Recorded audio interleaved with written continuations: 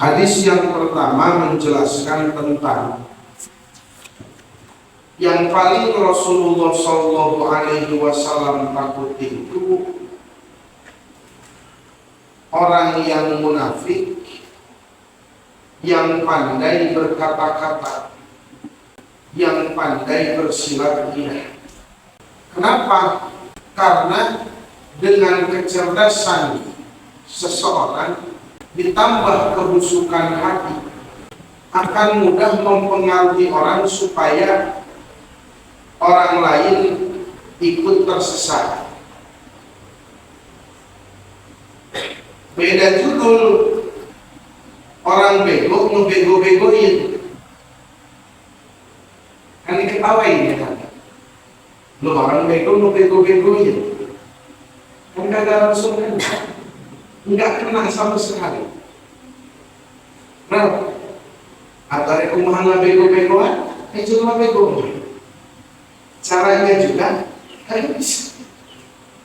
Maka yang berpotensi membodoh-bodohi orang bukan orang bodoh, tapi orang pintar, tapi orang cerdas, tapi orang yang punya bahan.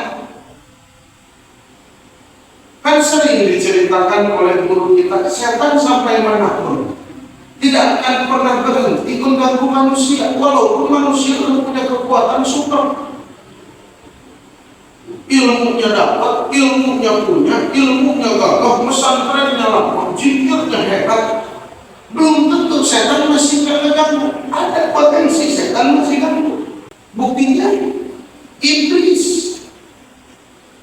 Bahkan kita mah, mohon maaf ya, walaupun bercanda gitu, paling baru berani ke debat guru gitu kan.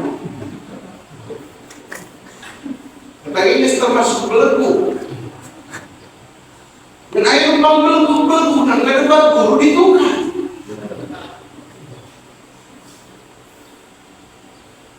Ya begitu, berarti ngomongin guru kurang lebih. Itu juga parah. Setan benar. Kalau setan berdebat bukan ambil setan sama Allah. Kata Allah, ada kenapa kau gak sujud? Maaf ya Allah, sorry. Khalaqtani min nar wa khalaqtahu min tin. Kau ciptakan aku dari api dan kau ciptakan dia daripada tanah. Menurut saya enggak level, enggak cocok, enggak pantas si api ini harus sujud kepada si api. Ini gagah itu. Kenapa bisa sampai segagah itu? Karena memang dulu malaikat saudaranya iblis, maka akan terjadi kembali ahli lisan tapi mempunyai hati yang munafik. Na'udzubillah ini. Para jamaah yang dimuliakan oleh Allah Subhanahu wa Ta'ala, maka sejatinya keluhnya di sini adalah kemunafikan yang muncul pertama, bukan tentang alimnya. Mana sok beda pendapatnya. Al-alim Habibullah, inkana pasikon, inkana munafikon. Orang alim itu terkasih walaupun dia fasik, walaupun dia munafik, liri. Sedangkan dalam ayat sudah jelas, innal munafiqina lakadzibun. Orang munafik itu pasti berbohong. Tinggal PLN. Kalau orang alim masih kalah dengan hawa nafsunya, masih standar. Orang alim maksiat kene masih wajar, masih punya nafsu. Ya ya, seperti kan banyak para nabi-nabi juga yang tersentuh modelan seperti Nabi Adam jangan makan buah hurdi, karena ditipu setan, Nabi Adam akan berkulit. Jadi judul aslinya Nabi Adam memang ditipu setan. Kata setan, wahai Adam, demi Allah, jika kau makan buah khuldi, kau akan kekal dan abadi di surga. Yang benar tak? Demi Allah. Kata setan semua demi Allah. Akhirnya apa yang terjadi? Nabi Adam makan buah khuldi, diusir sama Allah ke dunia. Ada manusia jahil. Saya kagak nyangka ada orang yang bawa nama Allah tapi masih bohong. Berani amat ya. Udah bawa kata demi Allah tapi bohong. Kan banyak setan-setan sekarang kan. Demi Allah demi Allah demi Allah.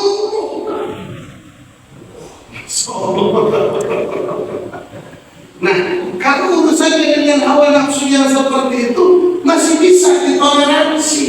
Berarti tetap al-alim habibullah, al-alim habibullah inkana asikon. Tapi beda judulnya. Kalau misalkan sifat munafiknya yang sudah melekat terlebih dahulu, barulah dia mencari ilmu memang untuk pembelaan diri, menggunakan ucapannya untuk pembelaan diri. Emang kesifatan munafik, emang sudah sifatnya berbohong, memang sudah sifatnya akan menyalahi setiap apa yang dikatakan hati, pasti berbeda dengan lidahnya, tidak akan luas.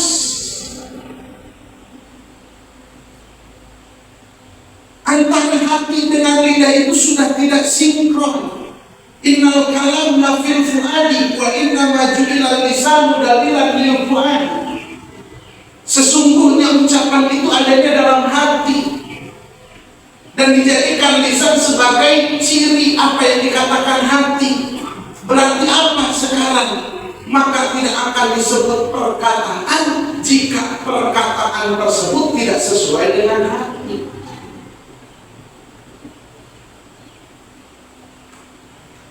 Mereka bayaran atau settingan, bukan perkataan yang sesungguhnya. Seperti itu. Tahu nggak dianggap omongan? Karena wal kitbu la yuntiju. Karena bohong itu tidak mendatangkan natijah. Omongan kudu ngadatangkeun natijah. Lamun ngabohong teu ngadatangkeun natijah, berarti lain ucapan yang tampil.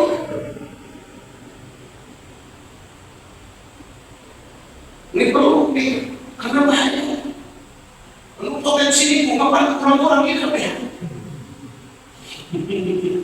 Dan ayam ini punya kelas letik, ayam ini punya kelas gede, saya pikir. Karena lain di masjid itu atau apa sering banyak ada suara kokak-kokok. Kokak yang suara lumayan. Ya kemarin saya katakan kurang pengumuman yang turun lagi. Demi kehadiran. Kalau nanya ke alumni yang tua, almarhum itu kadang-kadang masjid beli itu kartu channel Al-Kabawi nasi Pak, jadi bener beli usia jadi jual semua. Saking pelitnya orang itu ke pesantren, jangankan untuk diminta, dibeli aja. Jangan aku beli ke pesantren punya kebutuhan, dijual aja nggak mau. Ada apa yang cerita kepada saya, hewan ke pesantren dijual aja nggak mau. Ini yang sebenarnya itu ngaji memang kerja kurang kan? Kenapa? Khawatir kita itu. Kenapa? Mohon maaf, berapa kali kita membicarakan tentang Allah, tapi justru yang kita inginkan agar supaya jamaah mau kamu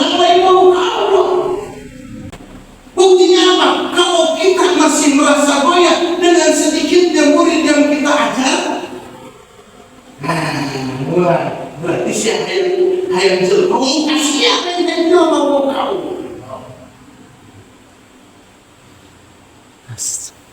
Datang ke majelis taklim yang ngaji berdua, sudah kecil. Ya, jadi pasantren orang wajib ngadat, memang sudah ada prosedur, ya bagi masyarakat. Dua ya bisa gitu.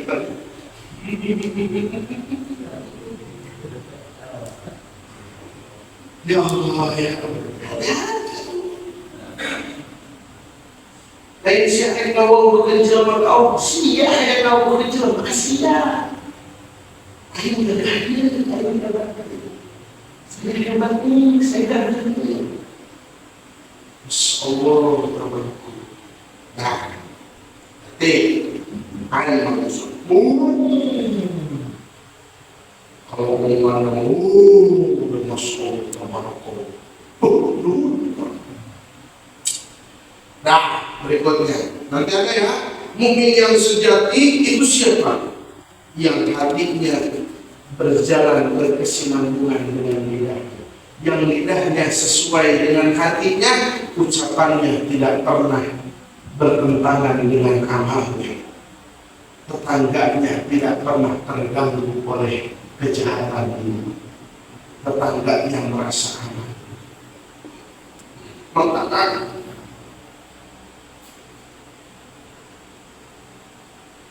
ketika dikatakan al-ulama warasatul anbiya, ulama itu pewaris Nabi, bukan enak-enaknya doang, kagak enaknya juga perlu ditolen. Nabi kan punya sahabat macam-macam. Ada yang sahabat rajin ngasih, ada yang ngasih sebelum dikasih tahu, ada yang ngasih harus dikasih tahu dulu. Bahkan ada sahabat lalu menengok orang pada ngasih ke Rasul. Rasul ini buat antum, Rasul ini buat Rasul, ya Rasul ini buat engkau ya Rasul, buat engkau ya Rasul. Tiba-tiba ada sahabat, ini kalau ini ada Rasul ngasih ke Rasul. Kalau kata kita Bandung, kurma segala macam, tapi ternyata bukan ngasih dia ambil dari warung tetangga Rasul. Dia bilang Rasul mau takdir. Bilang itu warung tetangga Rasul nanti. Ya Rasul mohon maaf kemarin utang gantung sultan Rasul sedikit. Tidak ada yang berkorban. Siapa dulu? Ini siapa jadi kiai ujian santrinya macam-macam.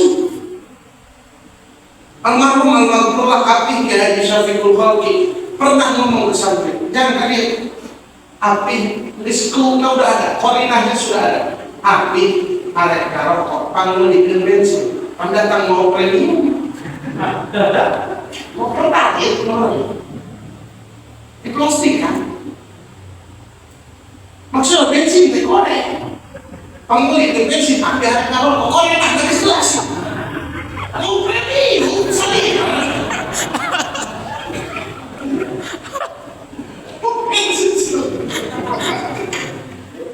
Akhirnya coba Rasul menghadapi umat, menghadapi sahabat macam-macam.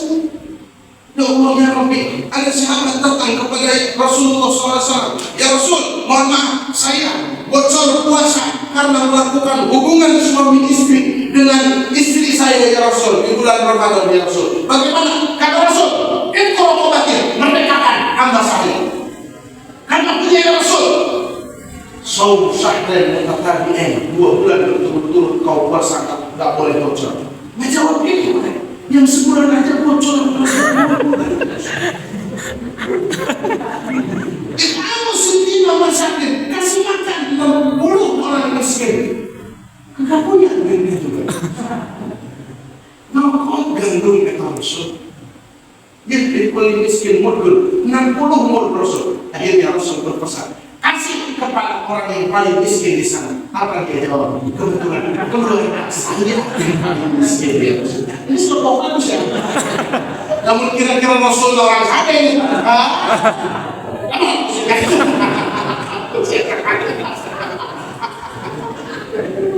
Untungnya ini seluruh mukminin orang. Bahkan di dalam kitab tadi nanti ada dijelaskan, disodorkan setiap amal umatku. Walaupun ada umat yang buang mobil di masjid, ada mobil di masjid dibersihan si nunggu, ada pijen yang tong sampah terkapangi, tidak harus siapa. Ada kotoran dibuang dari masjid walaupun tai mata atau mobil. Dilaporkan ya Rasul, ada hamba yang istimewa, ada umat yang istimewa. Apa? Dia membersihkan masjid. Seperti apa membersihkan masjidnya? Ada upil di masjid, dia ambil, dia buang. Masya Allah, berarti sebalik lagi dilaporkan. Ya Rasul, ada umat yang paling suka mobil di masjid, terus ini dibawa kalian masjid ya Rasul. Kan kita Rasul, kira-kira dia mau Rasulnya ulang nampak umat macam-macam. Masya Allah, tabarakallah, umat lain macam-macam. Nah, apa? Warasatul Anbiya sampai situ. Sampai apa? Sampai godaannya, sampai ujiannya. Berapa Rasul ditawarkan? Berhenti kau dari dakwahmu.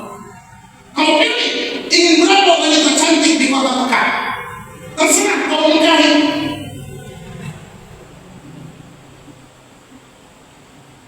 Berapa harta yang kau inginkan? Berapa emas yang kau inginkan? Terserah, akan aku berikan. Kita jadi dakwah. Suruh berhenti dakwah. Jabatan apa yang kau inginkan? Ayo, ngomong. Mau jadi pangeran jalan-jalan di Mekah? Asal lu tidak. Masya Allah. Tapi apa kita Rasulullah? Mohon maaf, saya sudah cukup. Jadi saya belum kau naik mau dari karena raja berkantor. Mana nawarkan kau nawarkan. Saya sudah ditawarkan bidang. Kau tawarkan harta. Wal akhiratu khairun wal akhiratu khairun. Itu ujiannya buat kita semua, para jemaah yang dimuliakan oleh Allah Subhanahu wa Ta'ala. Harus ada penyesuaian. Kenapa sih kita harus mementingkan diri kita setelah kita mendapatkan ilmu, agar supaya ilmu ini bermanfaat? Jangan sampai ilmu ini menjerumuskan kepada kita. Kenapa? Karena nanti di akhirat ada orang penduduk ahli neraka, saking baunya dia sampai ngeganggu ahli neraka yang lain.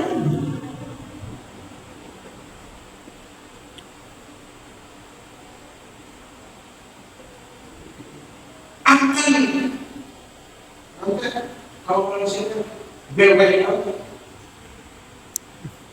yang jengkol bau banget. Ya. Bebek. Musuhnya bebek. Hari musuhnya bebek lah. Balik ciri. Bebek.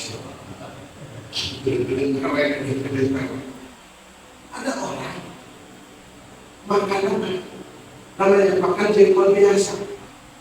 Tahu? Kita terganggu. Belum apa? Atau kita makan jengkol biasa? Udah ngerasa nggak enak. Ada yang makan bebek. Gimana harus gitu? Orang yang mudah tersiksa itu bukan dari malaikat, tapi dari orang yang baunya menyengat. Siapa orang yang baunya menyengat tersebut, yang sampai dengan baunya tersebut mengganggu? Jawabannya adalah alim lam yanfa' bi ilmu. Orang alim yang tidak bermanfaat dengan ilmunya. Hesek, susah, sulit.